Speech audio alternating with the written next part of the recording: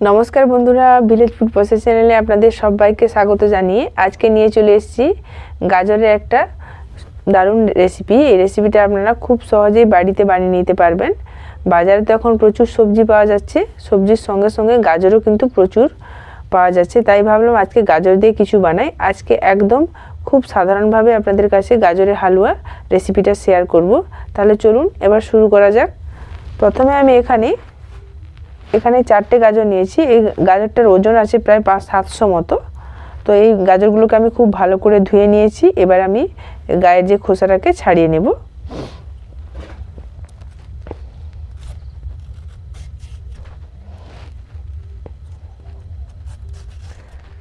এই দেখুন, খুব ভালোভাবে আমার গাজরগুলোর খোসা ছাড়ানো হয়ে গেছে, একদম পরিষ্কার করে কিন্তু ছাড়িয়ে নিয়েছি।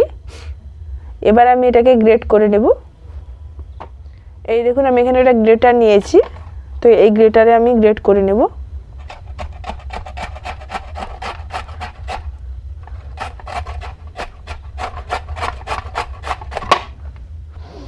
এই দেখুন, এইরকমভাবে আমি গ্রেট করে নেব।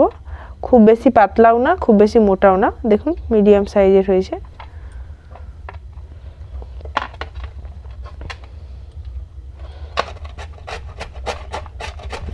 এই দেখুন, গাজরটা আমার গ্রেট করা হয়ে গেছে।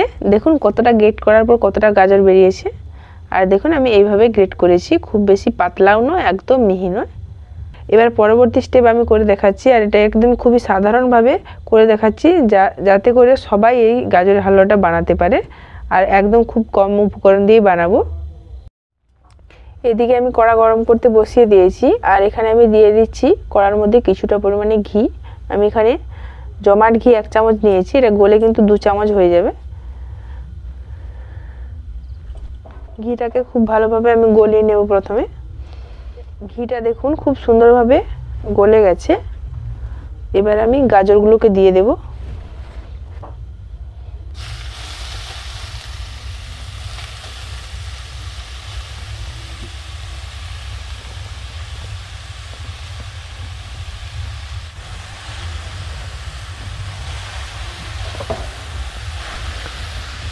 এবার গাজরগুলোকে 5 থেকে 7 মিনিটের মতো খুব ভালোভাবে নেড়ে নেব, গাজরের যাতে কাঁচা গন্ধটা থেকে না যায়। গাজরের কাঁচা গন্ধটা থেকে গেলে কিন্তু ভালো লাগবে না গাজরের হালুয়াটা খেতে। এক্ষেত্রে কিন্তু গাজরটাকে খুব ভালো করে প্রথমে নেড়ে নিতে হবে। আজকে আমি গাজরের হালুয়াটা বানাবো একদমই কম উপকরণ দিয়ে আর একদমই কম সময়ের মধ্যে। তো আপনারা কিভাবে বানাবেন, তাহলে এই রেসিপিটা কিন্তু আপনাদেরকে অবশ্যই দেখতে হবে। এখন তো সবাই বেশিরভাগ মানুষই ব্যস্ত, কিন্তু ভালো কিছু খেতে মন করলে মনে হয় যে অনেকটা সময় সাপেক্ষ, এই করে বানানোই হয় না। কিন্তু আমি যেভাবে বানাবো এটা আপনারা খুবই কম সময়ের মধ্যে, ব্যস্ততার মধ্যেও বানিয়ে নিতে পারবেন। একদম সিম্পলভাবে বানাবো। এই দেখুন, আপনাদের সঙ্গে কথা বলতে বলতে কিন্তু গাজরটাও একদম ভাজা ভাজা হয়ে গেছে। গাজরটার কাঁচা গন্ধ কিন্তু একদম চলে গেছে। এবার আমি এর মধ্যে দিয়ে দেব দুধ। দুধটাকে কিন্তু আমি এখানে বলে রাখি, দুধটাকে কিন্তু আমি ফুটিয়ে আগে থেকে একটু জাল করে ঘন করে নিয়েছি। তো এই রকমভাবে আপনারা দুধটা দেবেন, তাহলে গাজরের হালুয়াটা কিন্তু খেতে খুবই ভালো লাগবে।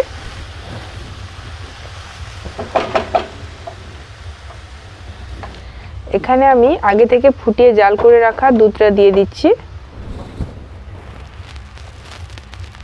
এই দেখুন, দুধের মধ্যে একদম দুধের সরও পড়ে গেছে। এটাকে আপনারা অনেকে মালাই বলেন, যেভাবে চেনেন, আমরা এদিকে কিন্তু সর বলে থাকি। এই দেখুন, দুধটা দেওয়ার পর কালারটা দেখুন কত সুন্দর হচ্ছে।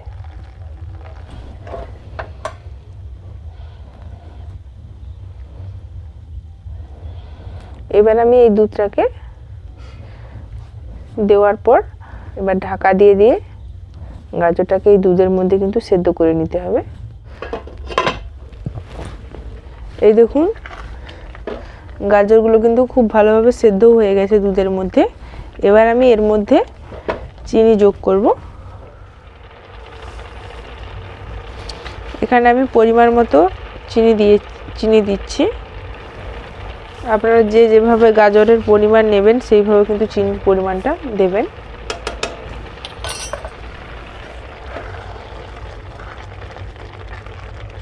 এর মধ্যে আমি কিছুটা পরিমাণে গুঁড়ো দুধ দিয়ে দেব। গুঁড়ো দুধটা দেওয়ার ফলে কিন্তু গাজরের টেস্টটা দ্বিগুণ পরিমাণে এর স্বাদটা কিন্তু বেড়ে যাবে। চাইলে আপনারা এটা নাও দিতে পারেন, কিন্তু আমি এখানে দিচ্ছি, এটা একদমই আপনার অপশনাল। যদি দুধের পরিমাণটা বেশি থাকে তাহলে কিন্তু এটা না দিলেও চলবে। দুধটা দেওয়ার পর খুব ভালোভাবে মিশিয়ে নিচ্ছি।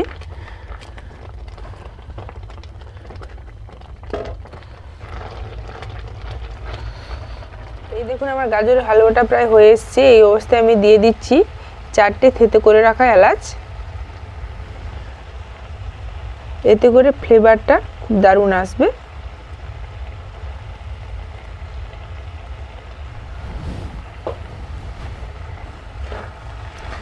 এলাচটা দিয়ে আবারও গাজরটার সঙ্গে খুব ভালোভাবে মিশিয়ে নিচ্ছি।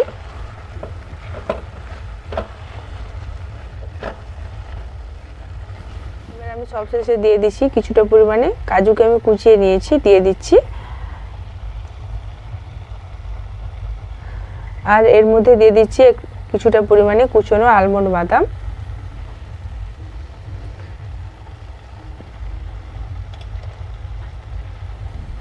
এগুলো সম্পূর্ণ অপশনাল, আপনারা চাইলে দিতেও পারেন, নাও দিতে পারেন, কিন্তু এই বাদামগুলো দিলে এর টেস্টটা কিন্তু খুবই ভালো লাগবে খেতে, তার জন্যই আমি দিচ্ছি।